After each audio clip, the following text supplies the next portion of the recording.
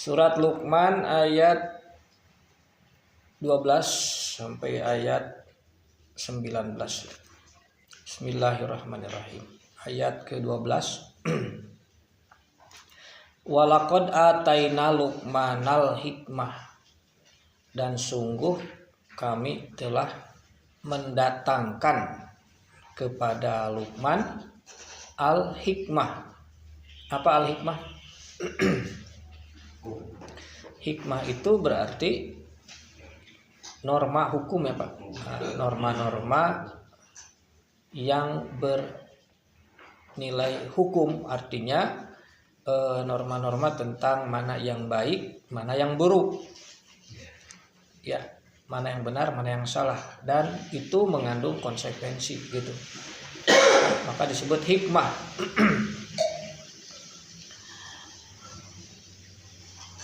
Kemudian aniskurlillah, dengan perintah aniskurlillah, bersyukurlah kepada Allah. Waman yaskur fa innama yaskuru li nafsi. Siapa yang bersyukur maka sebenarnya dia bersyukur untuk diri sendiri. Apa yang dimaksud bersyukur di sini? Bersyukur kepada Allah itu kan lawan dari syukur itu kufur ya. Jadi bersyukur berarti tidak menolak, tidak membantah apapun yang diberikan Allah kepada kita ya. Namanya bersyukur, atau bisa dikatakan menghargai kedudukan Allah, menghargai posisi Allah ya. Jadi kalau di dalam surat apa itu Al-Insan ya, ayat ketiga, Inna hadainahu sabila ima syakiron wa ima kafuron, itu kan ada ayat. Inna hadainahu sabila, jadi sungguh kami telah memberikan petunjuk kepada manusia, itu petunjuk jalan sabila. Jadi Allah telah memberikan jalan hidup, petunjuk. Maka dengan petunjuk ini ada yang syukur kan begitu, ada yang kufur. Jadi syukur dan kufur ini adalah masalah menerima atau tidak, atau menghargai atau tidak. Nah sekarang apakah kita bersyukur kepada Allah? Bersyukur itu kan ya apa? Menerima dengan sukacita gitu. Menghargai Allah ya, dengan karunia-Nya kita terima, termasuk dengan bimbingannya juga kita terima dengan sukacita, itu bersyukur kepada Allah ya. Termasuk di sini masalah hikmah ya. Kami telah memberikan, mendatangkan kepada Luqman hikmah. Jadi hikmah itu adalah norma-norma yang bernilai hukum. Nah itu disyukuri enggak gitu kan? Kalau disyukuri berarti hikmah itu diterima, ya, diterima dengan sukacita gitu. Sehingga ketentuan-ketentuan itu dijalankan dengan sebenar-benarnya, itu kan yang disebut dengan syukurlah kepada Allah dengan hikmah yang telah dilimpahkannya. Karena apabila kita menghargai Allah ya, berarti sama dengan kita menghargai diri kita sendiri kan gitu. Kalau kita bersyukur kepada Allah maka itu kepentingannya juga untuk diri kita sendiri. Fa innama yaskuru li nafsihi. Sebaliknya waman kafaro, siapa yang mengingkari berarti dia tidak mau terima hikmah itu. Dia tidak mau terima ajaran Allah itu. Maka fa innallaha ghaniyun hamid. Apa itu? Fa innallaha ghaniyun hamid. Ghaniyun dan hamidun ini sama juga. Ghaniyun hamid adalah makomnya Allah, kedudukan Allah. Jadi bukan sifat gitu. Kalau dalam ketuhanan atau filsafat ketuhanan itu dibawa ke sifat. Ini bukan. Jadi Allah itu goniun. Goniun itu kan biasa diartikan kaya. Hamid terpuji. Nah, ini agak membingungkan, Pak. Allah itu terpuji. Jadi posisi Allah itu dipuji, dinilai oleh manusia gitu. Bagus, bukan, tidak tepat pada posisi itu Allah. Nah, jadi goniun itu kan sebut saja yang disebut kaya itu kan mempunyai segalanya. Jadi ini makom Allah, kedudukan Allah itu al-ghaniyu, yang memiliki segalanya. Semua yang ada di langit dan di bumi milik siapa? Ya milik Allah, ghaniyun. Dan hamid itu termasuk kedudukan Allah. Jadi hamid itu makna hamid itu begini. Dari kata hamida, ya. Kan ada alhamdulillah. Yang sekarang diartikan alhamdulillah itu segala puji bagi Allah. Jadi memuji Allah. Sebenarnya ini rada rancu. Memuji Tuhan. Tuhan hebat. Tuhan bagus. Rancu sebenarnya. Jadi Tuhan Allah bukan pada posisi untuk dipuji-puji, diberi nilai oleh makhluknya. Kan diberi nilai berarti dinilai, dipuji. Posisi Tuhan itu harusnya itu diletakkan pada posisi yang tinggi, yang agung. Itu namanya bukan memuji, tapi memberikan penghormatan. Gitu. Jadi hamdun itu memang agak dekat antara memuji dengan menghormati gitu, Pak. Jadi kalau yang tepat itu kepada yang kedudukannya tinggi di atas kita, itu bukan memuji tapi menghormati. Mengagungkan dalam arti menghormati, bukan menilai bahwa dia bagus, bukan. Tapi maksudnya untuk meletakkan posisi kita itu di bawah dia gitu. Itu yang disebut alhamdulillah. Sehingga artinya adalah lebih kepada penghormatan hanya bagi Allah.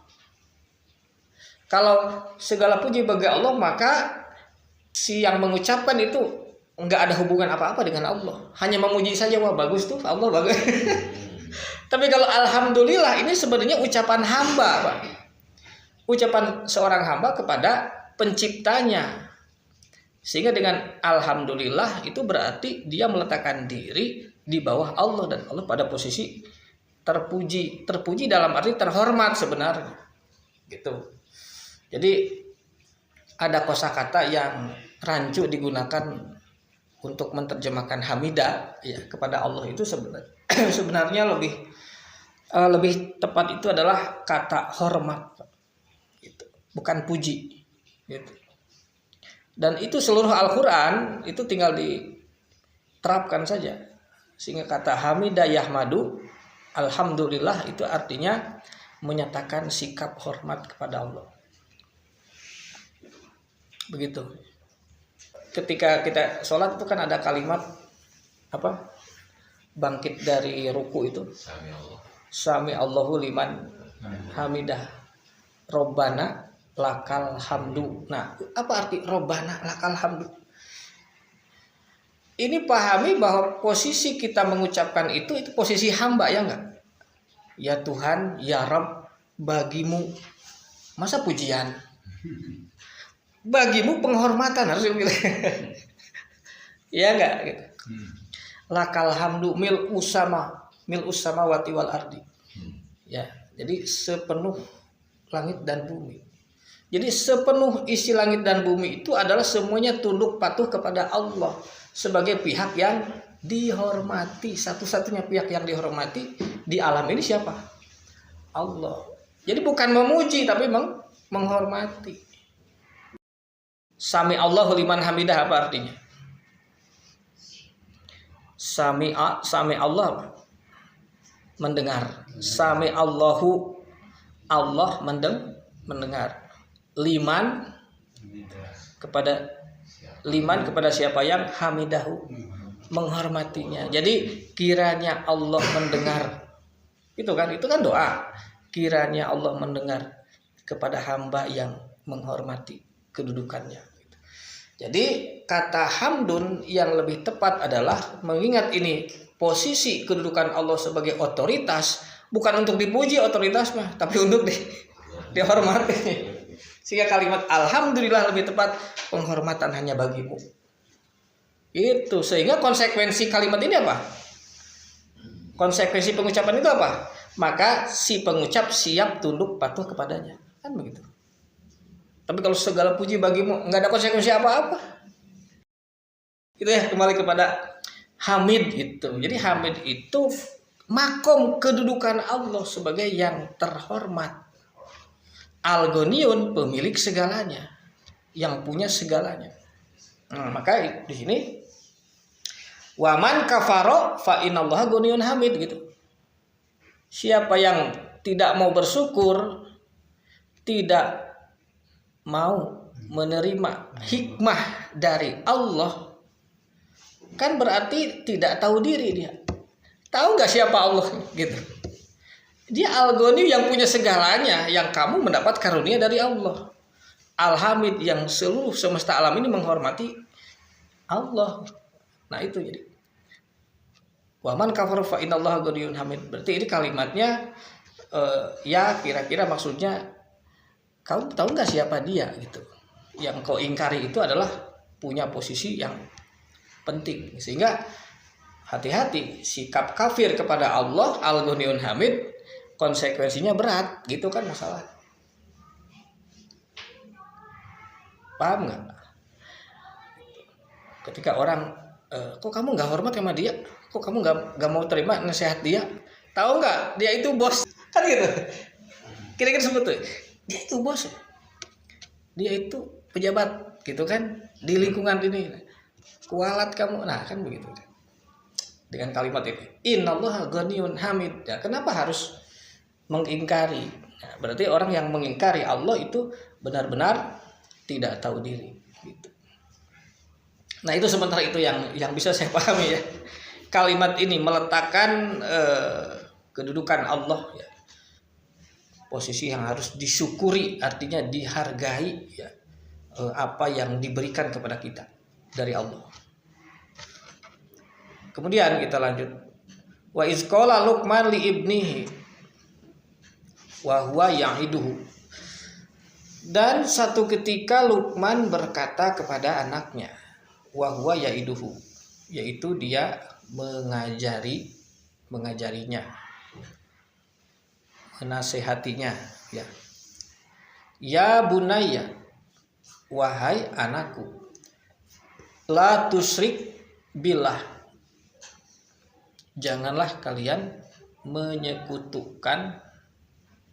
Nah di sini bukan menyekutukan Allah, ini kita luruskan ya, karena kalimatnya la tusyrik berarti jangan membuat sekutu. Kan la tusyrik ada objek syarikah, la tusyrik syarikah atau la tusyrik syirkun, jangan membuat sekutu bi, kan ada bi, bilahi, dengan Allah. Arti sekutu apa? Sebenarnya bukan tandingan. Kalau tandingan mah lawan Pak, enggak, ini disatukan, dibikin satu, dibikin sandingan. Nah jadi jangan menyandingkan sesuatu dengan Allah.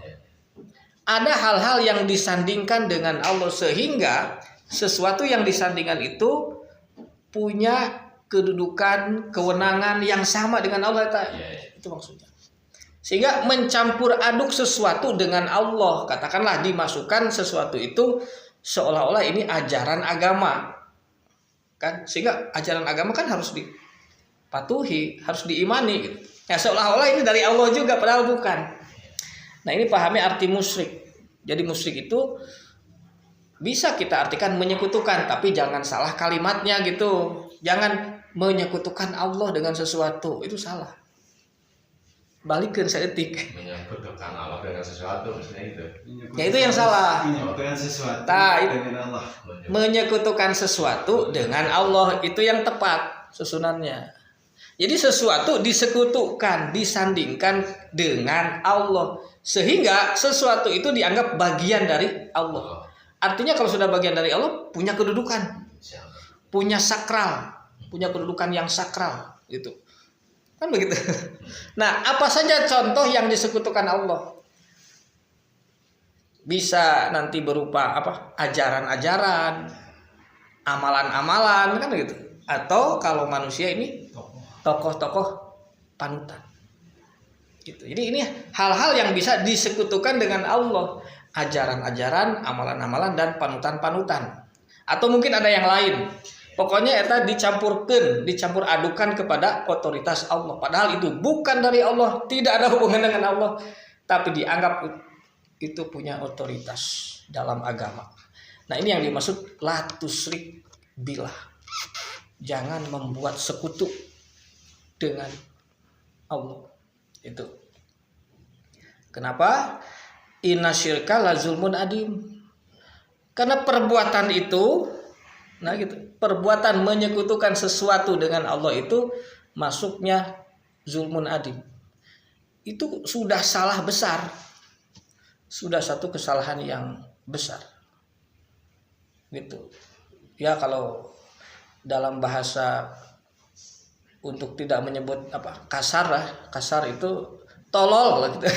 Zulmun adim itu kan, kenapa saya sebut tolol? Karena zulmun artinya apa, ingat nggak? Zolim itu apa artinya? Zolim ini sudah tahu, sudah dikasih tahu. Nah, tidak tahu diri, sudah dikasih tahu, diperingatkan, tapi dia tidak mau tahu. Kan sudah saya ambil contohnya orang zolim yang pertama siapa? Adam. Robana zolamna anfusana, itu contoh zolim. Allah sudah ngasih tahu kepada Adam, wala taqrabah hadhihi sajarah fatakuna mina zolimin. Jangan dekati pohon ini, kamu kalau dekati kamu berarti bebal, zolim. Nah, tolol kan begitu. Berarti udah tahu sebenarnya bahwa ini jangan.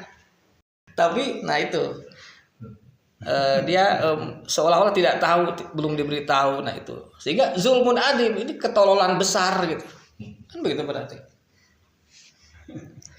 Jadi nggak boleh mencampur aduk sesuatu kepada otoritas Allah, sehingga itu dianggap sama punya otoritas. Itu maksudnya.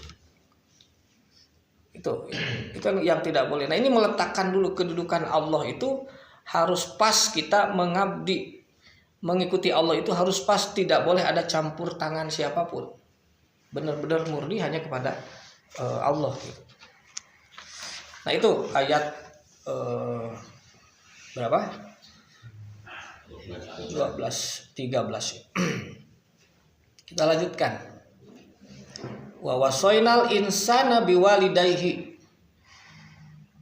Wa wasainal insana biwalidayhi. Jadi kami telah berwasiat kepada manusia terhadap kedua orang tua. Jadi Allah telah memberikan wasiat, nasihat kepada manusia untuk berlaku terhadap bagaimana berlaku bersikap terhadap kedua orang tua. Hamalathu ummuhu. Hamalat mengandung ya Pak. Hamalathu ummuhu, yang ibunya telah mengandungnya. Wahnan ala wahnin. Apa wahnan ala wahnin? Wahnan artinya lemah ya Pak. Lemah ala wahnin, di atas lemah berarti. Lemah di atas lemah. Ya serba lemah, ya serba salah kan kalau orang mengandung itu. Susah payah. Serba salah apapun itu kan, serba lemah, kemudian sering kelelahan kalau ibu yang mengandung itu. Nah, itu wahnan ala wahnin, dalam kondisi yang serba lemah, susah payah. Wa fisaluhu fi amaini. Fisolun itu memisah ya, dari kata fasola. Fasola kan memisahkan. Wa fisaluhu, dan memisahkannya dari, maksudnya menyapihnya ya, memisahkan dari ASI dari air susu ibu fi amaini dalam usia 2 tahun. Rata-rata memang 2 tahun sudah dipisahkan, tidak disusui.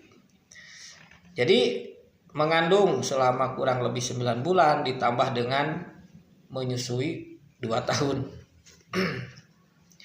Maka anis kurli, maka bersyukurlah kepadaku, wali walidaika, dan juga kepada kedua orang tuamu. Jadi syukur ini ternyata bukan hanya kepada Allah, ya, tetapi juga kepada kedua orang tua harus kita bersyukur.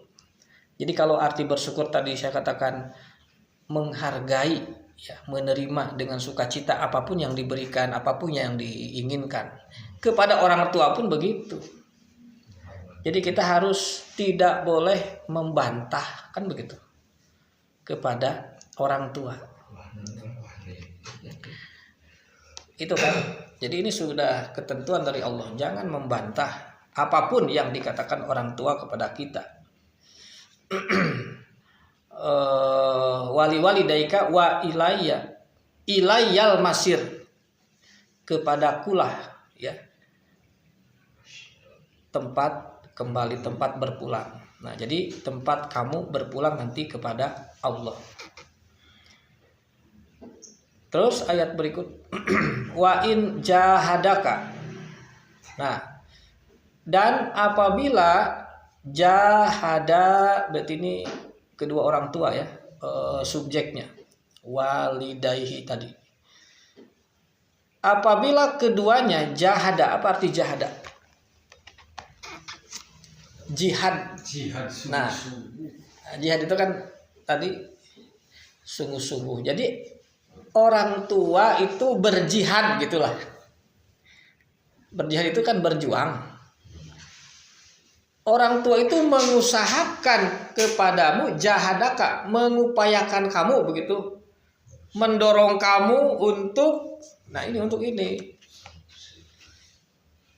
ala antusrika bi, untuk kamu menyekutukan sesuatu dengan aku. Jadi orang tua itu bisa saja atau mungkin cenderung, ya, mendorong anaknya, nah, bukan memaksa karena ini istilahnya jihad saja. Jihad itu dia berusaha gitu, berusaha supaya si anak itu mengikuti satu ajaran tertentu, mengikuti amalan-amalan tertentu, atau bisa juga mengikuti guru tertentu gitu kan, yang nanti perkara-perkara itu dianggap ajaran agama kan. Ala antusrika bi gitu. Menyekutukan sesuatu denganku, dengan Allah. Yaitu perkara ma laisa laka bihi ilmu. Sesuatunya itu ini. Perkara yang laisa laka bihi ilmun. Yang kamu tidak punya dasar ilmunya. Itu ayat dasar ilmu, nah, bahwa itu untuk diikuti. Nah, maka jangan fala tuti huma, jangan taati keduanya. Begitu. Jadi satu segi kita harus menghormati, menghargai, tidak boleh durhaka kepada orang tua, tapi hanya satu hal yang tidak boleh, kecuali satu hal yang tidak boleh taat kepada orang tua ini, menyekutukan suatu perkara dengan Allah. Gitu. Berarti Allah posisi tertinggi begitu kan. Di bawah itu baru kedua orang tua. Itu jadi yang dimaksud menyekutukan denganku ma laisa laka bihi ilmun, yang tidak ada dasar ilmunya. Kan tadi nuta dasar ilmu tadi di antara naon? Informasi, ajaran-ajaran, amalan-amalan, termasuk itu para panutan itu yang tidak ada dasar ilmu bahwa itu harus diikuti atau itu punya otoritas di sisi Allah. Gitu. Itu yang jangan. Fala tutihuma. Sebaliknya wasohibhuma fid dunya ma'rufa. Sohib. Apa Pak? Sohib. Ya, sohib kan sahabat, teman. Jadi ini dibikin kata kerja dibikin kata perintah. Berarti ya teman tadi Pak. Temanilah, gampang begitu. Sohibhum, ya temanilah kedua orang tua itu. Dampingi, temani. Ulah ditinggalkan berarti kan ulah dijauhan. Ya kata sohib itu kan ya ini di sini diartikan pergaulilah boleh gitu ya. Ditemani ya betul. Pergaulilah keduanya. Fi dunya, di dunia ini ma'rufan. Secara ma'ruf, arti ma'ruf itu dengan sepantasnya, dengan kepatutan gitu. Memenuhi asas kepatutan bagaimana harusnya kepada orang tua gitu. Begitu jadi. Terus ayat berikutnya. Wattabi sabila man anaba ilayya. Apa arti? Wattabi dan ikutilah kan ya. Sabil jalan, man orang yang anaba. Anaba ini 3 huruf pokok atau tambahan? Anaba ini kayaknya tambahan. Kalau dari kata naba misalkan, ini dari kata apa ini? Nah ini polanya kan sudah af'ala ya.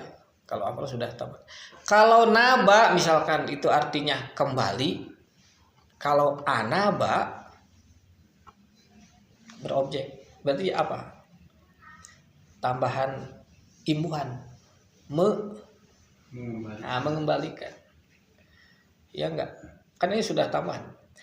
Bisa artinya orang yang anaba ilayya, mengembalikan kepadaku. Ini masalah apa ini? Wattabi sabila, ikutilah jalan orang yang mengembalikan atau merujuk ilmu ajaran kepadaku, merujuk kepada ajaranku gitu kan. Jadi ini masalah bagaimana si anak ini mendapatkan pendidikan ajaran Allah. Ya cari guru gitu kan. Kan tadi pendidikan ini jangan musyrik. Jangan mengikuti ajaran yang mencampur aduk ajaran Allah. Tapi cari orang yang gitu kan. Orang yang anaba ilayya, yang pengajarannya, pelajarannya dia mengembalikan kepadaku. Ya siapa aja itu terserah kan, cari guru yang seperti itu. Jadi jangan nanti mengajarkan macam-macam gitu. Allah tuh ngajarkan, dan diajarkan. Nah itu yang jangan tuh. Ya. Jadi ini tentunya hubungannya dengan ajaran Allah atau dengan agama lah begitu ya, dengan jalan hidup dunia akhirat gitu, bukan dengan ilmu yang lain. Ini masalahnya ini. Karena ini mau dihadapkan dengan itu tadi, musyrik itu. La tusyrik billah, jangan menyekutukan, mencampur aduk ajaran sembarangan dengan Allah. Maka cari guru kan gitu. Ini berbicara kalau begitu belajar kemana si anak ini? Nah cari guru yang pelajarannya, sabilnya, jalannya dia mengembalikan, merujuk kepadaku. Berarti kepada rujukan ajaran Allah gitu. Man anaba ilayya. Kemudian summa ilayya marji'ukum. Kemudian kepadakulah kalian akan dikembalikan. Itu masalahnya. Karena kita semua akan kembali menghadap Allah. Lain menghadap guru orang. Kalau kita nanti ke akhirat, wah bakal nyiharap guru baru itunya masuk akal, pelajari ayeuna ajaran guru. Kan teu aya konsekuensi naon, tinggalkeun ajaran guru. Yang mengandung konsekuensi itu ajaran Allah masalahnya ya, orang bakal menghadap Allah. Jadi summa ilayya marji'ukum, itu masalahnya. Fa unabbi'ukum bima kuntum ta'malun, maka akan aku beritakan kepada kalian segala apa yang telah kalian perbuat. Berarti kita akan diberi laporan tentang segala yang sudah kita lakukan, perbuat selama kita hidup di dunia. Kan gitu.